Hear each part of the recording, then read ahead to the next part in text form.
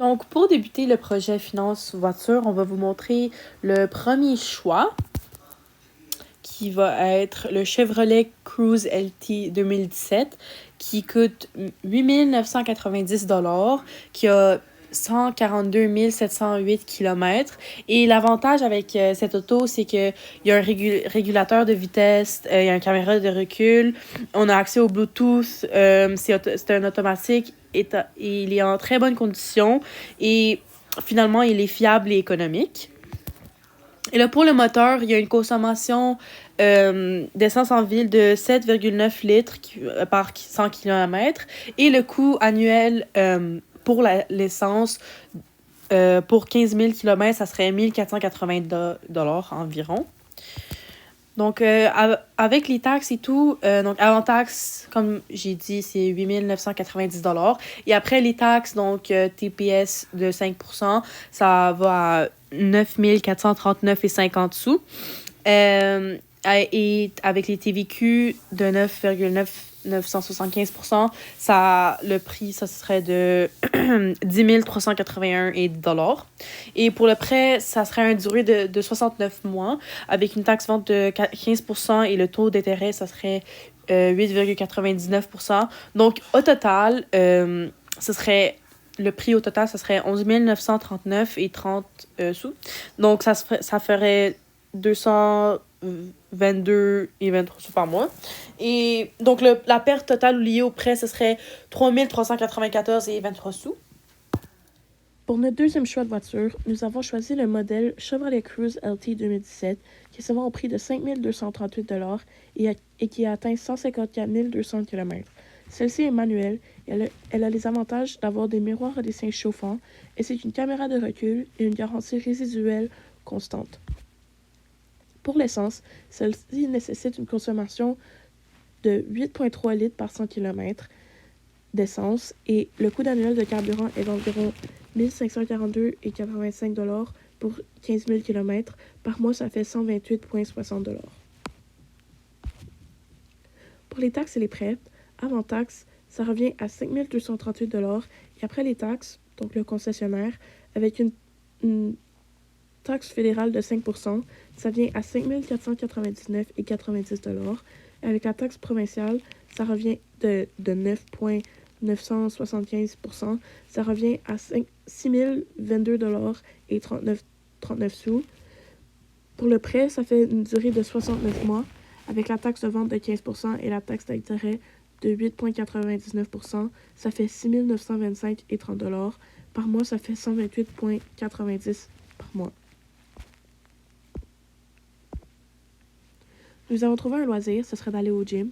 Econo Fitness au promenade a des bons rabais, genre, des bonnes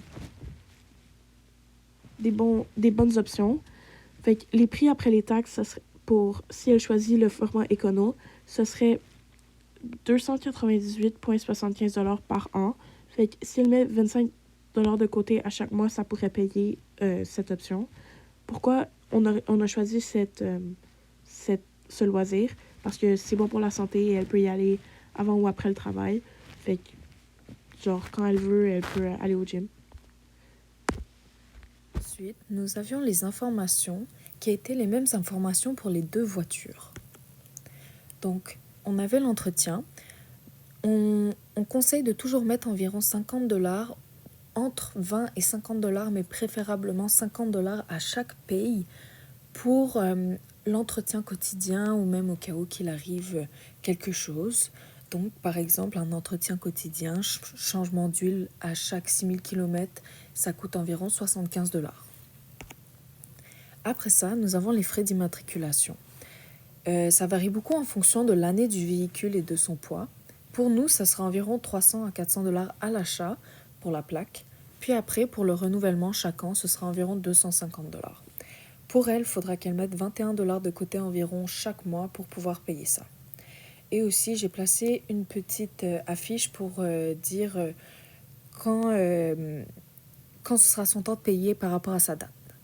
Par rapport à sa lettre de nom, pardon. Ensuite, nous avons l'assurance. Le prix de l'assurance dépend de la localisation, de l'antécédent de conduite, du type de couverture, donc le choix d'assurance tiers ou intermédiaire, le bonus-malus, donc ça c'est un bonus ou le début de son contrat. Et surtout, le principal, c'est que ça dépend de son profil, donc le profil de l'assuré, c'est-à-dire le sexe, l'âge, etc. Par exemple, pour un garçon, ça va être plus cher l'assurance. Pour nous, ce sera environ 150 à 300 dollars par mois. Donc, pour elle, il faudra qu'elle mette 150 dollars chaque mois, chaque paye, pour que ça fasse 300 dollars par mois. Et ces payes sont chaque 2 semaines, donc ça fera 300 dollars par mois.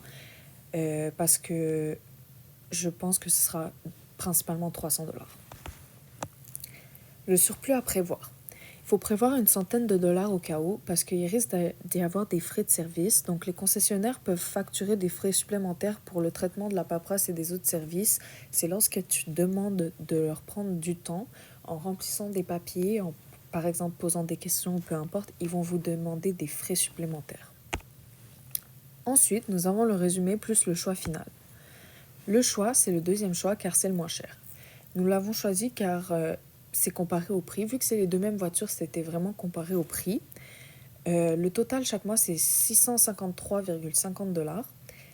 Nous avons tous les prix qui sont affichés ici où ça dit environ pourquoi ça donnerait ce prix-là et le calcul du montant. Ensuite, nous avons conseillé de prendre le bus au final. On lui conseille la voiture 2, mais pour le meilleur choix pour elle, nous conseillons de prendre le bus car les prix pour la voiture sont extrêmement chers. Son salaire est trop faible pour pouvoir se permettre d'acheter une voiture, donc elle ne travaille pas forcément assez pour pouvoir se permettre de s'acheter une voiture. Et les dépenses reliées sont très chères, donc l'entretien et tout ce qui vient à la voiture. Et même pour elle, en tant que jeune, elle pourra moins sortir parce qu'elle devra s'assurer de payer sa voiture. Donc elle pourra plus autant sortir qu'avant.